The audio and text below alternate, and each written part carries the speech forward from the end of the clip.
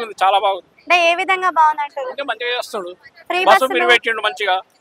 ఇట్లా ఫ్రీ బస్సులు పెట్టడం వల్ల, ఫ్రీ పథకాలు పెట్టడం వల్ల మనం తినే సరుకుల మీద ఏదైతే అన్నం, పప్పు, నూనె ఇవన్నిటి మీద కూడా రేట్లు పెరుగుతున్నాయి కదా, పెరిగినాయి, పెంచుండు, పెంచాలిగా మరి, పెంచాలి. ఆయన వేస్తేనే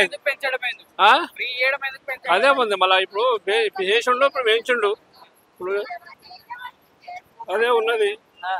అది కాదన్నా, మళ్ళీ తక్కువ చేస్తాడట, చేస్తాడు. ఏం చేస్తాడు చెప్పండి? మళ్ళీ తక్కువ చేస్తా అంటుండండి, చేస్తాడు. మళ్ళీ తక్కువ చేస్తాడట.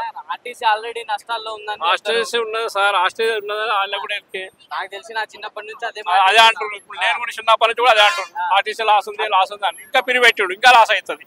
ఆర్టీసీ పోతుంది మొత్తం, ఇక అదంతా భారం జనాల మీద, మొత్తం పోతుంది, ఆర్టీసీ వెళ్ళిపోతుంది, జనాల మీదే కదా, అంత జనాల మీద పోతుంది, అంత వెళ్ళిపోతుంది. మరి రేట్ నువ్వు ఆర్టీసీ పిరి పెడితే ఎట్లా పెట్టాలి? 60 ఏళ్ళు దాంట్లో వాళ్ళకి పిరి పెట్టు, కాలేజ్ పిల్లలకి కొత్త పిరి పెట్టు, దానికి ఒక పద్ధతి ఉంటుంది. ఇప్పుడు అంత జాబులు, గవర్నమెంట్ జాబుల వాళ్ళు కూడా ఇల్లు ఎక్కిపోతారు, లక్షల జీతాల కూడా బస్సులలో పోతారు. అదైతే వేస్ట్ అయిపోతుంది కదా అని చెప్తున్నాం, మేము కూడా అదే చెప్తున్నాం. ఇప్పుడు చెప్పండి, రేవంత్ రెడ్డి పరిపాలన, కేసీఆర్ పాలన బాగుండే, కేసీఆర్ కాలంలో బాగుండే.